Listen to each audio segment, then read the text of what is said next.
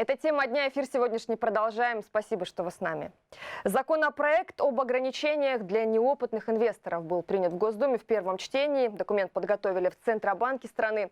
Он предполагает, что уже с 1 октября будет введено тестирование инвесторов перед покупкой сложных финансовых продуктов. Тем самым так называемые неопытные инвесторы смогут купить лишь определенный набор инструментов. Одновременно законопроект расширяет полномочия ЦБ. Регулятор теперь сможет ограничивать банкам или другим финансовым организациям заключение договоров даже с квалифицированными инвесторами.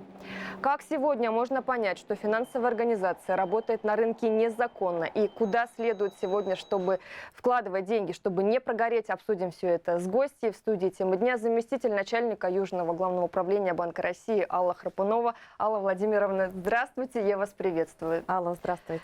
Ну что ж, нелегалы финансового рынка. Перед тем, как мы с вами будем подробно обсуждать, давайте, наверное, обсудим, кто это такие, что это за организации. Да, и я хочу немножко статистики затронуть в самом начале. По итогам прошлого года, 2020-го, мы выявили более 1500 нелегальных участников финансового рынка. По всей стране, да? Да, в целом по стране. Более 800 нелегальных кредиторов, почти 400 нелегальных форекс-дилеров и более 200 финансовых пирамид. Алла Владимировна, пока далеко не ушли. Да. Как раз на эту тему, вот эта информация есть у нас в графике. Мы подготовили небольшой материал. Давайте посмотрим и после с вами обсудим. Давайте. В 2020 году Банк России выявил более 1500 субъектов с признаками нелегальной деятельности, в том числе с признаками финансовых пирамид. Более половины таких субъектов осуществляли незаконное кредитование. Это так называемые нелегальные или черные кредиторы. Четверть выявленных Центробанком нелегалов – форекс-дилеры, а 14% – финансовые пирамиды. Основная тенденция 2020 года – массовый переход нелегальных услуг в онлайн. Это объясняется ограничениями, связанными с пандемией, а также развитием дистанционных услуг и ростом их востребованности. Так, почти половина финансовых пирамид действовали как раз в интернете. Они рекламировали деятельность через блогеров, ролики на популярных видеохостингах и так далее.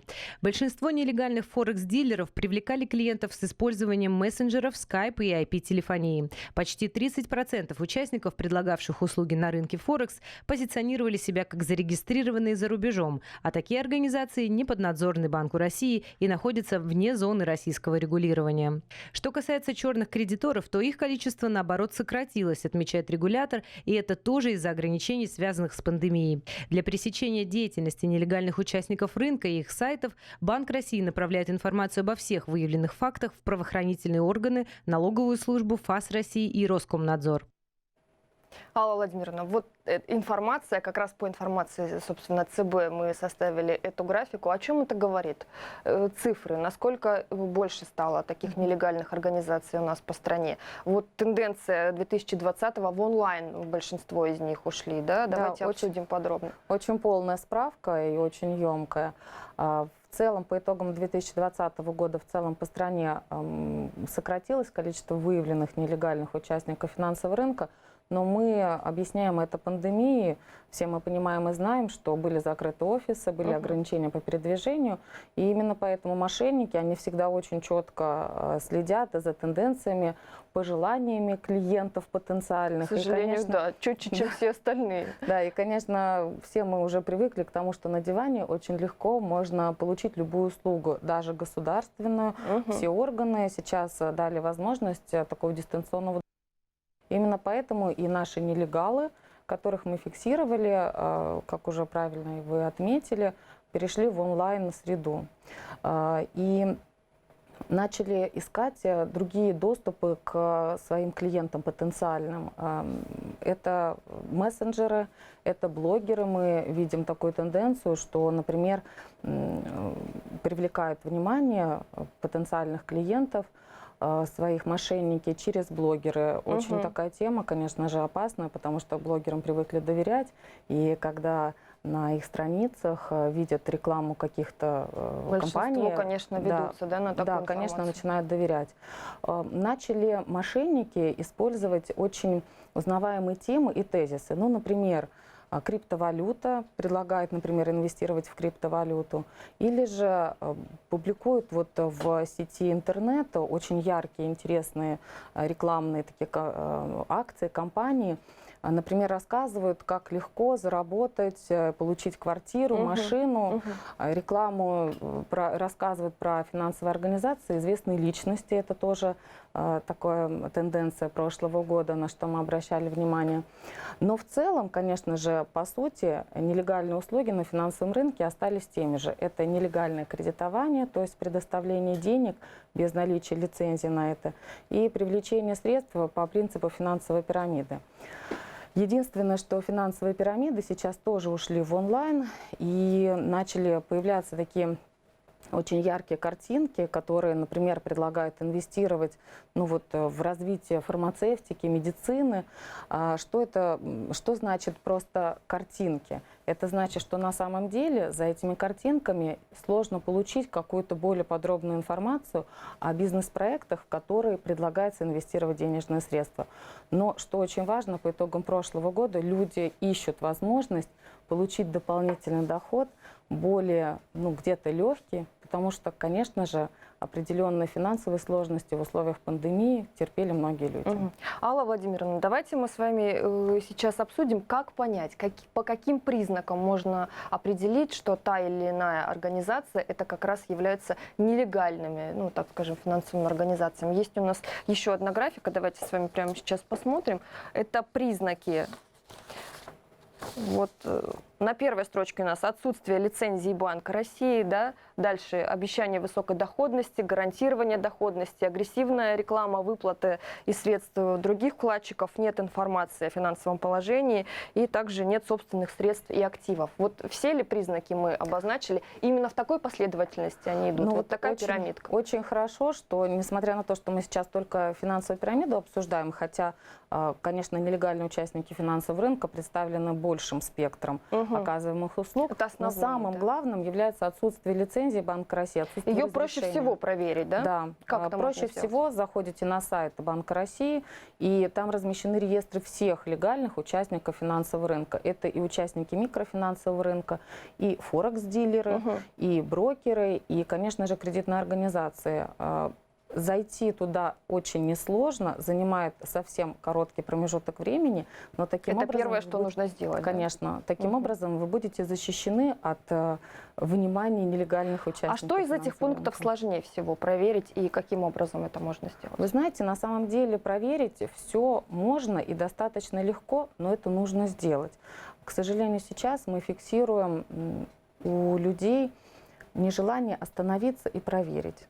Предлагают ярко, хотя, казалось бы, вкладывают кровно заработанные деньги. Да, и вот это очень важно, ведь это же ваши деньги. Если вы принимаете решение или же получить их, то есть получить займ, или, например, разместить ваши, как вы сказали, кровные ваши деньги, обязательно нужно посмотреть на такие признаки. Вот вы на инфографике разместили гарантирование высокого дохода. Что это значит? Ключевая ставка Банка России сейчас составляет 4,5% годовых. Банк России ограничивает у легальных участников финансового рынка, он ограничивает ставку привлечения средств физических лиц. Если предлагают 18 и выше процентов, уже должно, да, большие подозрения. Конечно, хотя вроде бы 18, кажется, что не очень высоко. Но если вы сравните с ключевой, вы понимаете, во сколько раз это превышает.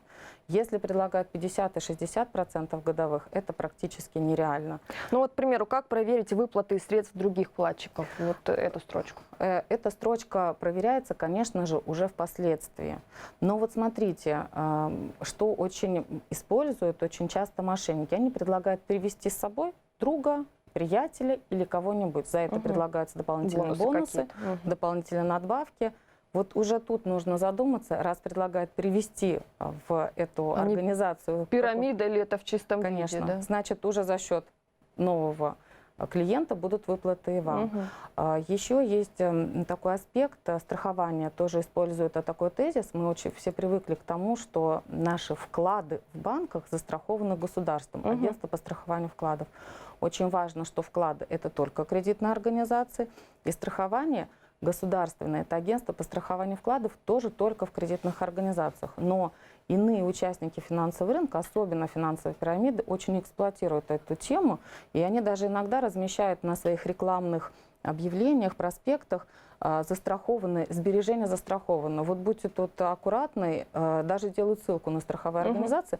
Только если вы захотите проверить и вам дадут договор страхования, то там вы увидите, что застрахованы предпринимательские риски. Это не значит, что деньги вернут именно вам.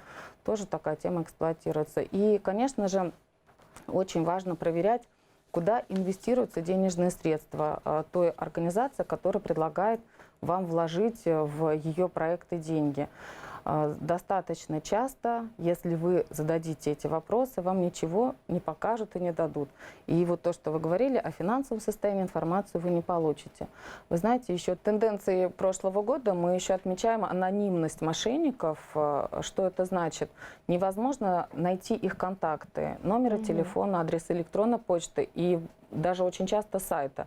Заказываешь обратный звонок, поступает телефонный звонок уже от потенциальных мошенников, и обратно уже связаться и позвонить вы не можете. Таким образом, нет возможности обратиться к ним. И еще, что очень важно, не остается информация о факте размещения денег вами в этой организации. Вот всех людей призываю быть очень внимательными и оставлять любые сведения о том, чтобы потом доказать, что деньги вы куда-то перечисляли. Понятное дело, что и расследовать потом такое дело. Вы же всю информацию в правоохранительные органы, да, соответственно, отправляете. Да. И здесь уже сложности, да, появляются. А вот какие, давайте спросим у заместителя начальника отдела управления экономической безопасности и противодействия коррупции ГУ МВД России по Краснодарскому краю. С нами на связи Дмитрий Жгунов. Дмитрий Сергеевич, здравствуйте. Добрый день. Расскажите, какую работу проводят представители правоохранительных органов по выявлению нелегальных финансовых организаций в регионе и в чем сложность расследования таких дел? Да, для России в целом и для Краснодарского края в частности эта проблема довольно серьезная.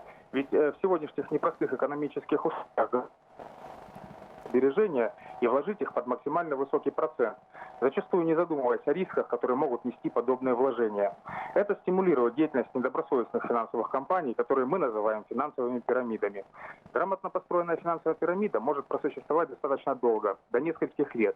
Но одно дело остановить работу недобросовестной организации, а другое выявить мошенников, успеть арестовать имущество и найти средства, доверенные им гражданами. И тут без координированных действий органов исполнительной власти, правоохранительных и надзорных органов края, конечно же, не обойтись.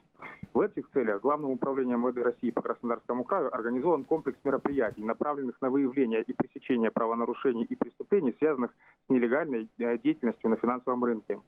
Как правило, данными организациями инвестиционная и иная деятельность не ведется, а деятельность по принципу финансовой пирамиды, ввиду чего одним из ключевых направлений в этой работе является выявление и пресечение финансовых пирамид на ранних стадиях. Дмитрий Сергеевич, расскажите, а как часто в полицию обращаются жертвы нелегалов у нас в крае и с какими жалобами в основном? Деятельность недобросовестных финансовых организаций направлена в первую очередь на социально незащищенные и финансово малограмотные слои населения. До 80% обманутых вкладчиков – это люди старшего поколения, пенсионеры и инвалиды. Сложность, которая состоит в том, что сами граждане, пострадавшие от действий мошенников, не спешат обращаться в правоохранительные органы в надежде на то, что им все-таки вернут деньги. Благодаря принятым мерам потерпевшие стали чаще напрямую обращаться в правоохранительные органы, в связи с чем мы можем наблюдать положительные тенденции от совместных мероприятий.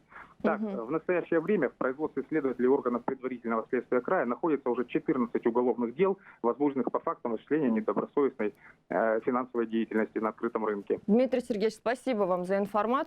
Дмитрий Жгунов был с нами на связи. Вот отметил представитель полиции, что не так часто сами жертвы, да, финансовых таких нелегалов обращаются. Почему? Считают, что сами виноваты? Или люди считают, что не раскроют это дело? Люди до последнего надеются, что деньги им выплатят. Это действительно так. И по поводу вот источника информации, откуда мы в том числе получаем сведения о, например, проявлениях или признаках финансовой пирамиды. Безусловно, это обращение граждан, именно жалобы. Но я хотела еще отметить, это как раз тенденция прошлого года, и мы очень рады ей. Нам пишут не только пострадавшие от финансовой пирамиды, а люди, которые обратили внимание на те или иные признаки, которые мы с вами раньше обсуждали. И к нам пишут: вот я увидела объявление такого-то характера, такого-то содержания, проверьте, пожалуйста. Для нас это тоже является такой поддержкой, очень серьезной и важной. И поэтому призываем всех неравнодушных людей обязательно думать не только о себе, но и о людях, которые рядом, для того, чтобы мы могли как можно раньше остановить финансовую пирамиду. Кроме того, мы сами смотрим и интернет, и социальные сети, мы мониторим средства массовой информации, рекламу в общедоступных местах, остановки, газеты и бесплатные газеты, и даже объявления, которые размещаются в домах, в подъездах. Вся информация анализируется нами, проверяется. И если мы видим те или иные признаки нелегальной деятельности, в том числе и финансовых пирамид, мы собираем пакет документов и отправляем в соответствующие или правоохранительные органы, или органы исполнительной власти. Например, нашим партнером является антимонопольная служба, которая как раз останавливает распространение рекламы о нелегальной деятельности, что очень важно. Люди же где-то должны получать эту информацию. Люди должны получать информацию. Давайте полезную информацию им сейчас выдадим. Все-таки какие основные советы, основные правила, если все-таки люди хотят заработать, с чего нужно остерегаться, чего точно делать не стоит? Да, Алла, спасибо большое. Очень важно, как мы говорили, проверить, является ли та организация, с которой вы хотите заключить отношения договорные, легальным участником финансового рынка. Для этого, как мы уже обсуждали, зайдите на сайт Банка России и проверьте, входит ли в реестр, который Банк России ведет. Второй очень важный аспект, я рекомендую проверить отзывы. Мы уже говорили, что это такой хороший инструмент, чтобы посмотреть, что говорят как-то активно люди. Сейчас люди. Если кто-то обжегся, все-таки, наверное, напишут, и где-то эта информация Наверное, будет. как раз то, что мы обсуждали, тенденция, когда люди привыкают общаться онлайн, как раз они там и делятся положительными и отрицательными отзывами. И, кстати, большое количество положительных отзывов тоже стоит насторожиться, не являются ли они поддельными. Стоит посмотреть сайт Федеральной налоговой службы ЕГРЮЛ, там есть информация о всех организациях, и стоит обратить внимание, если, например, компания, которая предлагает вам инвестировать под большой процент, деньги образовалась совсем недавно. Скорее всего, такое невозможно. Вот если можно, то я хотела бы как раз рассказать о двух финансовых пирамидах, которые как раз работают в настоящее время на территории, в том числе Краснодарского края. И у одной из компаний как раз вот такой признак недавнего образования мы зафиксировали. Компания, кстати, мы с вами говорили, что компания эксплуатирует очень привычные нам комфортные тезисы. Например, медицина, фармацевтика. Это сейчас тема, которая обсуждается со всех экранов. Актуально, конечно. Да, очень актуально. И вот как раз мы обратили внимание на компанию, которая как раз предлагала инвестировать денежные средства в развитие фармацевтики и даже там развитие вакцины, разработку вакцины. Мы обратили на нее внимание в октябре 2020 года, а если посмотреть, когда она образовалась, это май 2020 года. Предлагала она разместить денежные средства под 24% годовых, уже серьезно превышает ключевую ставку. И была ориентирована на такую категорию, как пенсионеры. Пенсионерам предлагались более льготные условия, более повышенные процентные ставки. Чаще всего обманывают, да, и проще всего. Конечно, они же ищут возможность где-то получить дополнительный доход. А тем более, согласитесь, медицина для них еще более близка, чем даже для другой категории людей. В ноябре 2020 года компания уже начала активно привлекать денежные средства. И причем работает она на территории всей страны, потому что офисы у нее достаточно яркие. И знаете, что еще очень важно? Она меняет и свою организационную структуру. То есть это был потребительский кооператив, теперь это уже инвестиционная компания. Вы в настоящем времени произносите, не пресечена ее деятельность? К сожалению, еще она работает. Мы сформировали все пакеты документов, отправили в правоохранительные органы. И вы знаете, что очень важно, даже было уже возбуждено и наложено наказание в рамках административного дела производства, штраф. за как раз вот такую незаконную деятельность, но при этом уголовное дело еще расследуется, и правоохранительные органы изучают деятельность. Компания, к сожалению, продолжает работать, прилагает привлечение денежных средств, денег под 22% годовых. Надо быть очень аккуратными. Я вас благодарю за сегодняшнюю беседу. Напомню, в студии «Темы дня» была заместитель начальника Южного главного управления Банка России Алла Храпунова. «Тема дня» свою работу продолжит уже в начале следующего часа. Не переключайтесь.